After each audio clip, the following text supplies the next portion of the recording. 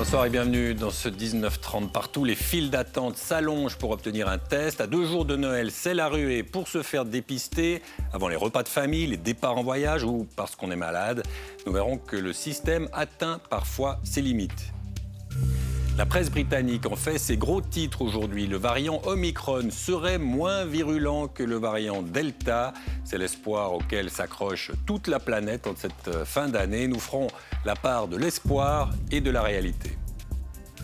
Notre enquête révèle l'ampleur de la crise au sein de la maternité du CHUV à Lausanne. Le manque de personnel a obligé à renvoyer des dizaines de patientes dans d'autres hôpitaux.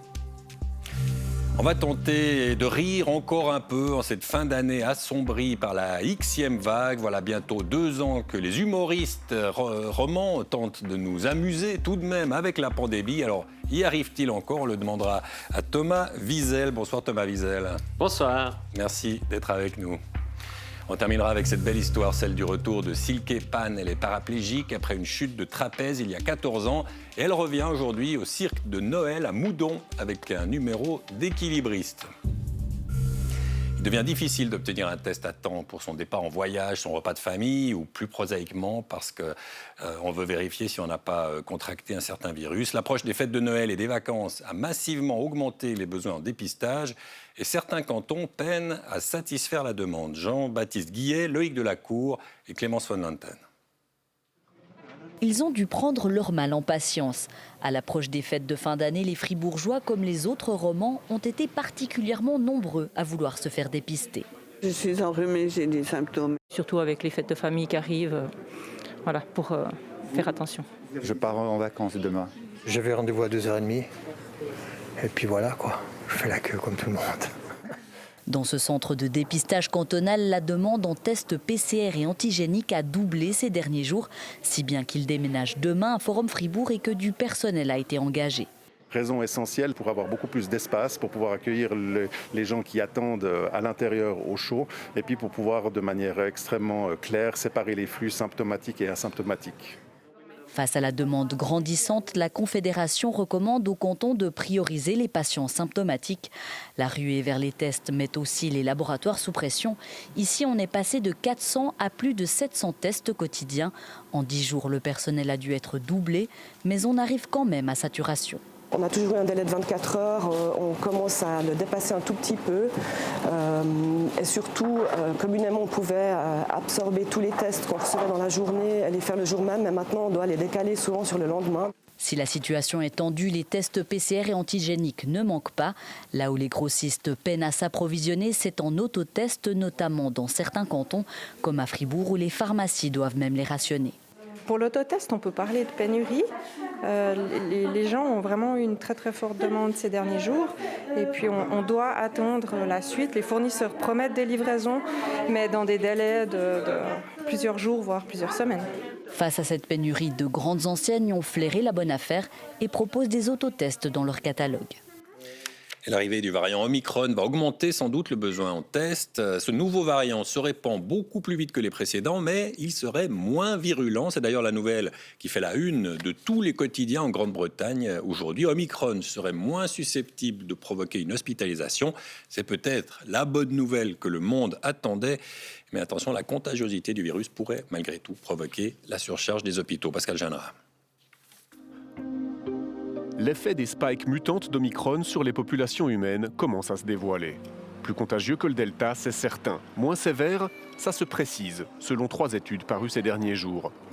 Omicron enverrait à l'hôpital 20 à 40% moins souvent que le Delta. 2 tiers de moins même, selon cette étude écossaise. Même si elle s'appuie sur des populations plutôt jeunes et immunisées, ses premières conclusions de sévérité sont plutôt rassurantes. Ces premières études montrent que le risque d'hospitalisation avec Omicron est plus bas qu'avec le Delta et c'est une bonne nouvelle encourageante. En même temps, nous savons qu'il se transmet beaucoup plus rapidement que le Delta, donc tout l'avantage du risque réduit d'hospitalisation doit être pondéré avec cette donnée. Pas un cadeau, ni un doux agneau Omicron. Sa sévérité doit encore être observée sur les personnes vulnérables et non immunisées, avertissait hier l'OMS. Nous n'avons pas assez de recul à ce stade sur la circulation du variant à travers les populations, notamment les plus vulnérables. Nous avons reçu des données cette semaine qui montrent que les personnes les plus âgées, lorsqu'elles sont atteintes par Omicron, tendent à avoir plus de formes sévères de la maladie. Ce n'est pas une surprise. Nous savons aussi que des gens sont morts à cause de ce variant, donc il est trop tôt pour tirer des conclusions. Entre fulgurance et inconnu d'Omicron et les dégâts du Delta, l'Espagne réimpose aujourd'hui masques et couvre-feu. La Belgique referme cinémas et théâtres après Noël. La Grande-Bretagne retient son souffle pour ses hôpitaux. Et la France s'aligne à marche forcée sur la vaccination. Bonsoir Alexandra Calmy. Bonsoir. Cette fin d'année, on a presque envie de faire un journal des bonnes nouvelles. Alors là, on entend quand même une bonne nouvelle. Il est moins virulent, ce virus. Mais c'est vrai qu'on entend ça partout. Hein, mais malgré tout, je pense qu'on ne peut pas affirmer aujourd'hui, on n'a pas les éléments et pas les preuves pour dire que Omicron est moins virulent ou moins agressif.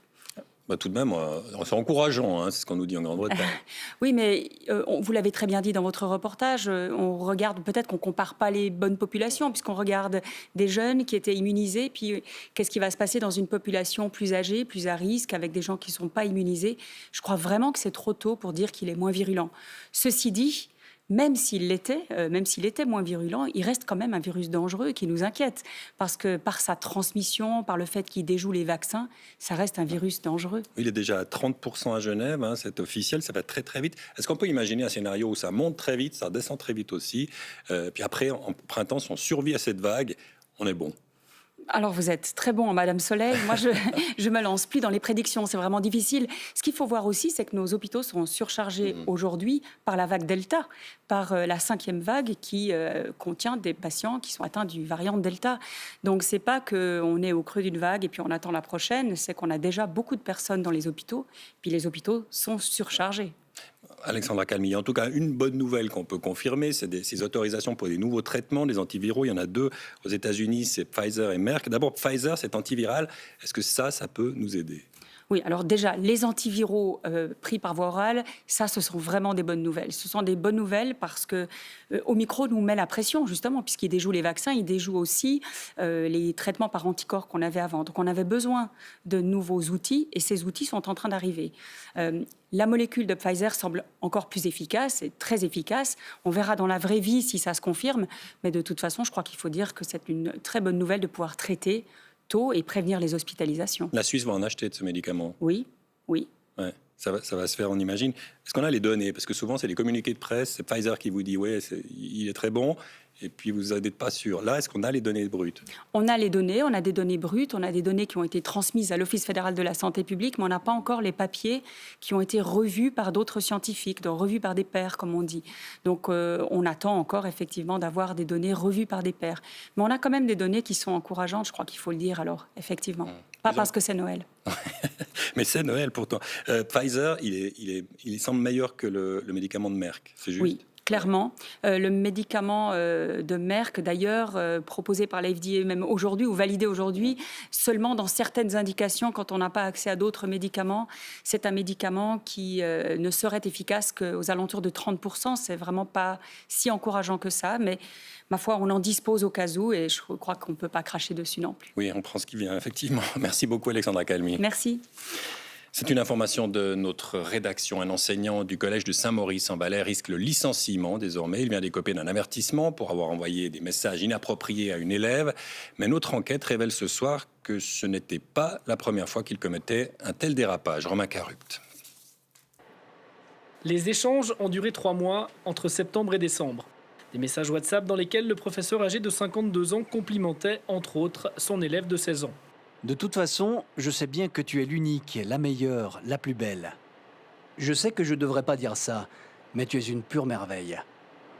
Alerté par l'élève, le service cantonal de l'enseignement a convoqué le professeur pour l'entendre et l'a sanctionné d'un avertissement et d'une obligation de suivi. Une sanction annoncée mardi soir dans Forum par Christophe Darbelay. Le professeur a répondu qu'il n'y avait pas d'autres cas, à part les 2 cas qui ont été portés à notre connaissance. Et par conséquent, un autre cas pourrait avoir des conséquences beaucoup plus lourdes, c'est vrai.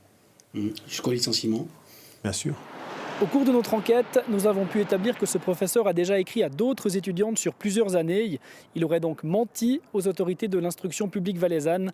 Le canton nous a déclaré qu'il allait maintenant analyser la suite à donner à ces nouveaux éléments. L'affaire ne relève pas du pénal, mais elle a secoué les élèves.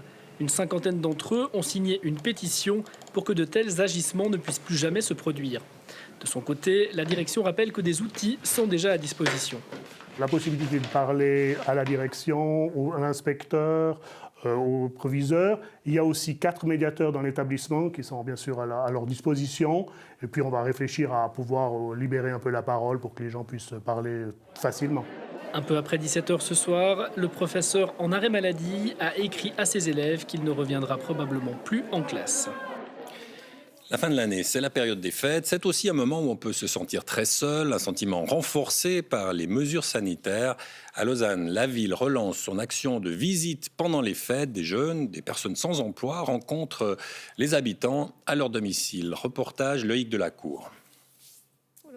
Ils sont toujours contents quand ils reçoivent un petit truc. Ça fait toujours plaisir de donner quelque chose en arrivant.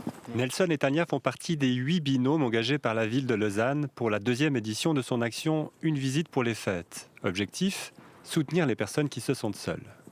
Je me suis dit que d'apporter un peu de soutien et de présence durant ces fêtes de fin d'année, ça ne faisait pas de mal. Je trouve que c'est enrichissant. Et puis vu que j'avais déjà fait ça l'année dernière, et que j'ai trouvé que c'était une bonne expérience, donc j'ai voulu refaire encore une fois. Bonjour. Bonjour. On est là pour les visites. La visite du jour les emmène chez Valérie Sachs, qui a répondu à l'appel de la ville. Mais vous êtes jeune, vous faites des tournées comme ça, vous allez voir les personnes seules? Oui, oui. Je pensais que c'était 2 vieilles personnes qui venaient me voir. Ah non. Le courant passe très vite et l'hôte du jour raconte une vie passionnante avec une jeunesse passée comme comédienne à Paris. On se connaissait tous, hein. Alain Delon, tous les grands, on les connaissait en général. Qu'est-ce que j'ai joué? Oui. Oh, j'ai joué. Attendez, je vais vous montrer des photos. Au final, cette rencontre est un moment privilégié pour les visiteurs et pour la personne qui les reçoit. J'ai reçu une lettre et j'ai dit ça me fait plaisir de rencontrer quelqu'un. Je vois pratiquement personne, vous voyez. Je suis seule toute la journée. J'ai beaucoup apprécié. Surtout de voir de la jeunesse, c'est sympa. L'opération Une visite pour les fêtes se déroule jusqu'à demain, puis du 27 au 31 décembre. Jusqu'à ce jour, une 60aine de personnes se sont inscrites pour ce petit moment de partage. Notre enquête maintenant, elle révèle que la maternité du CHUV à Lausanne traverse une crise provoquée par le manque de personnel. Les sages-femmes débordées qui craignent pour la sécurité des patientes, de jeunes mères qui se sentent délaissées et des lits fermés faute de personnel. Carole Pantet. 3200 premiers cris ont été poussés cette année au CHUV, autant que l'an dernier. Pourtant, le personnel de la maternité vaudoise n'a jamais été aussi débordé. La faute à une historique pénurie de personnel. Dès septembre, la maternité a été contrainte de fermer 14 lits, renvoyant une 50aine de patientes vers d'autres hôpitaux. Nous nous sommes entretenus avec une dizaine de patientes. Encore éprouvées par leur récent accouchement, elles n'ont pas souhaité faire face à notre caméra, mais elles décrivent tout un personnel au bout du rouleau, dépassé par les événements et incapable de répondre à leurs sollicitations malgré une évidente bonne volonté. Aujourd'hui, le taux d'absentéisme du personnel de la maternité atteint 20%, la moitié pour des absences liées à des grossesses. Celles qui sont encore en poste sont épuisées. Par peur de répercussions sur son emploi, une sage-femme témoigne anonymement. On ne se sent pas en sécurité. Il y a vraiment des nuits où tu ne t'occupes pas des gens comme il faudrait. Des fois, en partant, je me sens trop mal. J'ai l'impression qu'elles ont dû sentir que j'étais agacée. Parce qu'en fait, t'en peux plus. T'en peux juste plus. C'est horrible, vraiment, de ne pas pouvoir aller aux toilettes, ni manger en 13 heures. Depuis début décembre, pourtant, tous les lits ont pu être réouverts et la direction promet des renforts pour janvier. Nous avons accordé 5 postes supplémentaires et nous avons pu recruter 10 sages-femmes qui sortent de leur formation. Elles viennent de terminer leur école et on a pu les engager chez nous. Pas de quoi rassurer le syndicat, il a fait appel à l'inspection du travail. Nous avons l'impression que la direction de cette maison, du CHUV, n'a pas les moyens et les délais pour contrôler une situation qui ne cesse de se dégrader. Le rapport de l'inspection du travail vient d'arriver sur la table de la direction du CHUV. Elle promet de l'étudier et de le partager avec le personnel. Le sujet qui suit ne sera jamais diffusé en Chine, où le régime communiste efface toute mention du massacre de Tiananmen en 1989. Ce matin, nouvel épisode de cet effacement symbolique à Hong Kong, la destruction d'une sculpture qui rendait hommage aux victimes du soulèvement. La statue baptisée « Pilier de la honte » trônait sur le campus de l'université. Marc Julmy. Pas besoin de parler cantonais pour comprendre le message. Car le sous-sol de l'université de Hong Kong était la nuit dernière le théâtre d'activités intenses mais discrètes. Sous ces emballages mystérieux, les éléments en pièces détachées du fameux pilier de la honte. La sculpture d'un artiste danois installé sur le campus depuis 1997 et qui commémore un événement dont personne ici n'a oublié le sens, le massacre de la place Tiananmen en 1989 à Pékin. Les autorités académiques ont décidé que cette provocation avait assez duré. L'ordre d'évacuation est donné. Les étudiants sont impuissants. Pour la plupart des étudiants, c'est un symbole qui fait partie intégrante de l'université, car c'est aussi le symbole de la liberté d'expression à Hong Kong. La direction de l'université a annoncé fonder sa décision sur des conseils juridiques externes et sur une évaluation des risques dans l'intérêt de l'université. Fin de citation. Une version qui ne fera pas changer d'avis le créateur de l'œuvre incriminée, le sculpteur danois Jens Galschiot, bien décidé à ne pas en rester là. Nous allons essayer de rapatrier le reste de la statue et du container ici au Danemark. Et si on constate des dommages, et c'est sûr qu'il y en aura, nous demanderons des indemnités. Au petit matin, le pilier de la honte a disparu, tout comme les souvenirs de Tiananmen. À Hong Kong aussi, la mémoire s'efface inexorablement. Retour en Suisse, le canton de Neuchâtel veut réduire le nombre de classes spécialisées et intégrer davantage les élèves dans les classes régulières. Les écoles neuchâteloises comptent davantage de classes spécialisées que la moyenne suisse. Mais le changement de stratégie inquiète les syndicats. Reportage Léa Gelmini. Une fois par semaine, ces élèves de dernière année postulent pour des stages ou des apprentissages. Puis Marie, toi, tu peux aller vérifier tes mails, comme tu as pas mal postulé, voir si tu as des réponses. Nous sommes en classe de terminale. Ces élèves du LOCL rencontrent des difficultés scolaires et suivent une formation spécialisée. On est moins dans la classe, donc c'est un peu plus facile pour s'exprimer. Et les profs, ils peuvent prendre leur temps pour nous aussi, puis c'est ça qui est bien. Ces élèves ont souvent plus de peine à trouver un apprentissage en fin de scolarité. Leur enseignante y met un point d'honneur. Là, tu peux aller sur ton adresse mail. Pour les dernières années, moi, je me suis rendu compte que ça redonnait un peu du sens à leur scolarité, de se préparer pour l'avenir. Dans le canton de Neuchâtel, les élèves du secondaire en classe spécialisée sont près de 8%, contre moins de 2% en moyenne suisse. Une situation à laquelle le canton veut remédier. Un large comité de pilotage entamera ses réflexions au printemps. Aucune décision formelle de fermeture n'est prise pour le moment, mais l'État veut tendre vers plus d'inclusion. Ces enfants vont être intégrés dans des classes ordinaires, mais pas à n'importe quel prix, avec du soutien. On a toute une palette de mesures d'aide. Inclure des élèves dans les classes, ne pas les séparer, permettront à ces élèves d'être à l'aise aussi dans la société, puis de s'intégrer, d'être reconnus, d'être valorisés. Le syndicat des services publics n'est pas opposé à ce principe d'inclusion, mais s'inquiète des moyens mis à disposition. Il demande via une motion populaire que les classes spécialisées soient maintenues tant qu'une alternative concluante n'est pas trouvée. Pour nous, c'est important qu'elles existent parce que le système régulier a perdu beaucoup du lien entre les adultes, les professionnels et puis les élèves. Et c'est un lieu où les élèves qui en ont besoin peuvent avoir un lien quotidien avec leur titulaire, au lieu d'avoir entre 10 et 15 enseignants différents sur la semaine. Inclure les élèves en difficulté et sans prendre le risque qu'ils ne décrochent, un véritable défi pour les écoles romandes. On va s'arrêter un instant maintenant pour se demander comment nous allons. Il faut parfois poser la question aux humoristes. Ils sont des antennes de la société. Ils tentent depuis 2 ans bientôt de nous faire rire de la pandémie. On demandera tout à l'heure à Thomas Wiesel si c'est devenu plus difficile en cette fin 2021. Mais d'abord, retour sur les aventures des humoristes en temps de pandémie avec Gilles de Disbar. Au début, il y avait le confinement et tout plein de vidéos. Enfin, nous n'avions plus que ça, des vidéos. Beaucoup de chansons. T'as voulu voir le salon et on a vu le salon. Des chroniques acerbes sur YouTube. Ah, quand je pense aux philosophes de Twitter, là, oui, cette crise, c'est la fin du capitalisme. Et quelques hommages. que cet employé des services industriels, ce plombier, cette électricienne... Plus de scènes donc. Alors qu'on vient le déconfinement en avril 2020, vous les humoristes, vous lâchez. Vu que le confinement est terminé, j'ai envie de baiser quoi.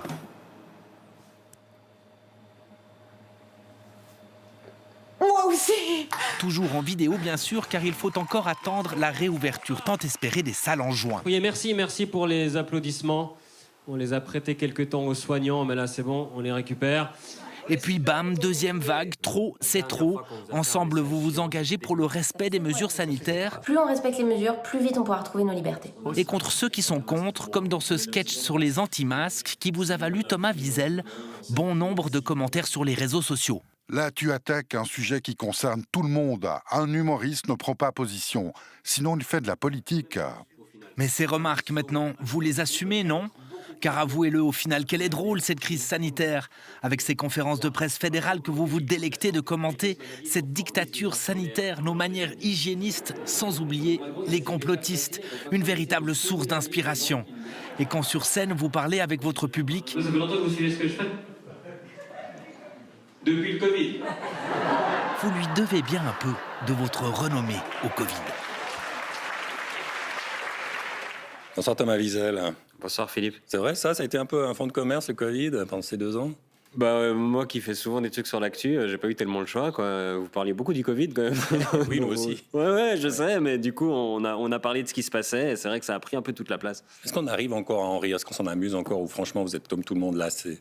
Je crois que je suis comme tout le monde lassé et je crois que le public est comme tout le monde lassé. Quand ils viennent à mon spectacle, ils sont très très soulagés de voir que pendant 1h30 ça parle pas de Covid. Ah, vous sentez ça? Oui, parce que en fait ça vient dans notre vie quotidienne tout le temps maintenant, que dans nos loisirs on a envie plutôt de s'évader. Et quand on regarde des séries et tout ça et qu'ils commencent à faire des épisodes sur le Covid, ça nous énerve presque parce qu'on a justement envie que ça parle d'autre chose. Vous êtes un peu les antennes de la société, les humoristes d'une certaine manière. Elle est comment cette société suisse en cette fin d'année 2021? Elle en a marre, et on sent de la tension partout, on sent que les positions sont de plus en plus tranchées, que les nerfs sont à vif, il y a moins de recul, il y a moins de nuances, les gens sont à bout et chaque petite étincelle peut faire embraser le truc. On a vu une vidéo noir et blanc passer, vous et vos collègues romans qui faisaient une vidéo pour l'OFSP pour dire allez, lavez-vous les mains, faites attention. C'est pas pour l'OFSP. Ouais, mais enfin, c'était mandaté. Ça les aidait. Non, ça les aidait, ouais. C'était les médecins, au fond. Vous le referiez, ça, aujourd'hui? Ou est-ce que c'était un peu au début de cette guerre, il fallait qu'on se ligue tous? Je sais pas si on le referait, parce que, honnêtement, je sais pas s'il y a eu un impact quelconque. Heureusement qu'on l'a fait, parce que vous avez vu quand même que grâce à ça, on a évité la pandémie. Non, je sais pas. À l'époque, c'était assez naturel pour nous de se dire bon là on sent qu'il y a un truc sérieux qui est en train d'arriver, donc on arrête les blagues 2 secondes. Il y avait quand même des blagues dans ces vidéos, mais le but c'était de faire passer le message. On l'a refait une 2e fois parce que la 2e fois on a l'impression que comme tout le monde on s'était un peu relâché et puis du coup on s'est dit si on s'est relâché les gens peut-être aussi. Et là, maintenant, c'est presque la routine, quoi. C'est la 5e vague, 6e vague. Ouais. Donc non, je pense que les gens, ils ont compris maintenant. C'est plus une question d'information. Thomas Wiesel, on voulait parler de l'humour pendant la pandémie. Puis l'actualité aujourd'hui, c'est Claudine Gabarbet qui arrête de faire ses vidéos humoristiques. Elle a pris des coups de bâton sur les réseaux sociaux. Mais elle parle de vous dans le temps ce matin, de la nouvelle génération d'humoristes. Elle dit attention, j'espère que vous arriverez à passer à travers les barbelés de la censure. Ou alors la lèche, c'est moins risqué. Elle semble dire que c'est très difficile. Il y a de la censure, et vous dites faites attention. Vous entendez ça? Moi, il y a beaucoup de choses, c'est compliqué cette situation, je trouve difficile de répondre en quelques secondes. Déjà, la violence des réseaux sociaux, les menaces, ça c'est jamais tolérable. J'ai été quelquefois au centre de ce genre de choses, je sais à quel point c'est désagréable, donc vraiment mes pensées vont à Claudine Gaz qu'elle traverse. Quand elle parle de censure, quand elle parle de lèche, de société qui cancel ou je sais pas quoi, j'ai de la peine à comprendre ça. J'ai pas l'impression que quelqu'un a été censuré. J'ai l'impression qu'on n'a jamais eu autant de liberté d'expression qu'aujourd'hui. On peut toujours tout dire, simplement. Il y a aussi des gens qui peuvent nous répondre et qui ont aussi une liberté d'expression pour répondre. Est-ce que c'est pas plus facile pour vous, parce que vous êtes du côté, je vais le dire avec des guillemets, du côté du bien, vous dites vous-même, je suis plutôt à gauche, donc dans ce secteur-là, c'est plus facile? On est quand même dans un pays de droite, donc je suis quand même rarement du côté de la majorité, donc je prends aussi des retours de flamme. C'est peut-être pas les mêmes que certaines de mes collègues, mais non, je crois pas que ce soit plus facile. Peut-être que j'ai grandi avec les réseaux sociaux et du coup, j'ai plus de facilité à trier et à moins être piqué au vif, mais parfois je suis très, très touché aussi par ce que je reçois. Ouais. C'est brutal, les réseaux. Ah oui, ça peut l'être. Non, il faut vraiment se blinder et il faut essayer d'extraire un peu une critique constructive et essayer de vraiment se tenir à distance de la haine gratuite. Et je peux comprendre que parfois ça heurte et puis qu'on ait besoin de faire une pause comme le fait Cloninga. Thomas Wiesel, vous me disiez avant que je vous invite, je n'aimerais pas attraper le Covid parce que j'ai une date à laquelle je tiens particulièrement, c'est ça hein? Oui, parce que là, je joue le 30-31 décembre à Lausanne. C'est là qu'on va capter le spectacle pour pouvoir le diffuser plus tard. Et j'ai l'impression qu'il y a des cas partout. Et vraiment, ma hantise, c'est de recevoir le SMS que je suis positif et de devoir annuler cette date parce que je suis à la maison. Donc, on s'est tenu à distance, oui. On a fait tout juste et j'espère que je ne vais pas regretter cette interview, Philippe. Tout va bien se passer. Thomas Wiesel, merci beaucoup et bonne chance. Merci Philippe. Elle est l'une des plus importantes artistes suisses du XXe siècle. Meret Oppenheim n'a cessé de se moquer des conventions durant sa riche carrière de l'avant-guerre jusqu'aux années 80. Le Musée des Beaux-Arts de Berne lui consacre une grande rétrospective. Séverine Ambrus. Goût de l'étrangeté et du détournement d'objets, esprit irrévérencieux, cette installation créée par Meret Oppenheim en 1936 est intitulée « Ma gouvernante ». Elle fait partie des œuvres qui ouvrent sa rétrospective organisée par le Musée des Beaux-Arts de Berne et illustre à merveille l'esprit de l'artiste, né à Berlin en 1913 et grandi à Bâle, qui très jeune se fait une place dans le Paris des surréalistes. Quand à l'âge de 18 ans, elle descend du train à Paris et se met à créer, elle a déjà une incroyable affinité avec ce qui relève du hasard, de l'absurde. Elle a un rapport très immédiat aux choses dans son travail. On peut dire qu'elle était née pour faire partie du mouvement surréaliste. Mais Meret Oppenheim se sent vite à l'étroit au sein du mouvement surréaliste, la Suissesse, qui s'installe ensuite à Berne, s'affranchit des courants artistiques et mêle les influences. On perçoit dans l'exposition combien des courants comme le pop art, le nouveau réalisme ou encore l'arte povera et la peinture monochrome ont aussi nourri son œuvre. C'est quelque chose qui est courant aujourd'hui, cette idée de toujours se réinventer. Et Meret Oppenheim faisait déjà cela à l'époque. Et à l'époque, c'était très mal vu par les critiques d'art et les spécialistes. Entre les styles, entre les genres aussi, masculin, féminin, ce n'est sans doute pas un hasard si Meret Oppenheim atteint sa pleine reconnaissance après sa mort dans les années 80. Son œuvre annonce des tendances qui s'affirmeront dans le monde de l'art, parfois des décennies plus tard. Elle est une pionnière à travers toutes les décennies et son travail semble si neuf aujourd'hui encore. Beaucoup de ses œuvres des années 60 ou 70 vous donnent l'impression d'être à une journée portes ouvertes dans une école d'art d'aujourd'hui. Pionnière, Meret Oppenheim est aujourd'hui mondialement célébrée. L'exposition bernoise est co-organisée avec le MoMA de New York et la Menil Collection de Houston au Texas. Cette histoire qui finit bien maintenant, celle de l'athlète et acrobate Silke Pan. 14 ans après le terrible accident qui l'a rendue paraplégique, elle retrouve la piste dans un numéro d'équilibriste et le cirque de Noël de Moudon devient le premier au monde à accueillir une acrobate en chaise roulante. Yannick Bacher et Yvan Thorimbert. Elle avait fait son deuil du cirque après le drame, une chute dans un numéro de trapèze qui l'avait rendue paraplégique il y a 14 ans. Après avoir fait de la compétition en handbike, elle revient sur la piste avec un numéro d'équilibriste. Un talent qu'elle se découvre par hasard au gré d'un entraînement. C'est pour moi le plus beau cadeau de ma vie après l'accident. Le moment où j'ai retrouvé cette sensation de pouvoir balancer sur mes bras. Presque comme si j'avais de nouveau mes jambes et j'ai oublié le handicap. Je me sens entière, revivre. Pour cette 18e édition du Cirque de Noël de Moudon, Silke Pan présente avec son mari un numéro autobiographique.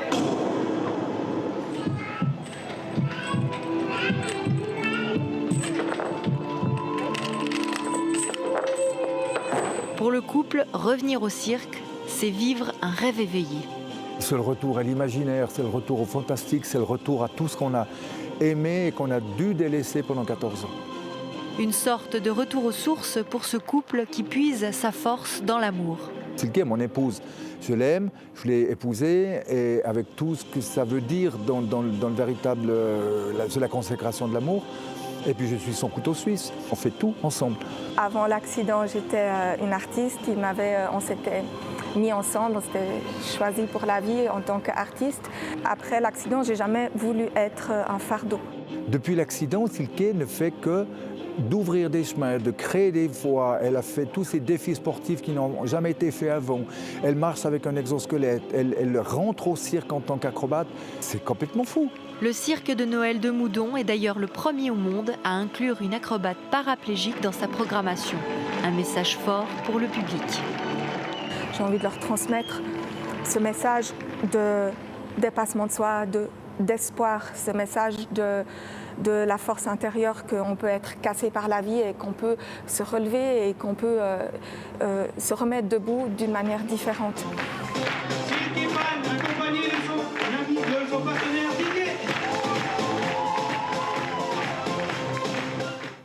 C'est la fin de ce journal. À suivre la météo de Philippe Jeanneret. Et puis, comme on parlait d'humour avec Thomas Wiesel, il y en aura encore avec la diffusion de la revue vaudoise à 20h55 sur RTS 2 et dans Ramdam sur RTS 1 à 22h50 avec pour thème humoriste, drôle de métier. Demain, à cette place, vous retrouverez Loïs Siguen-Lopez. Excellente soirée dans le rire et la bonne humeur.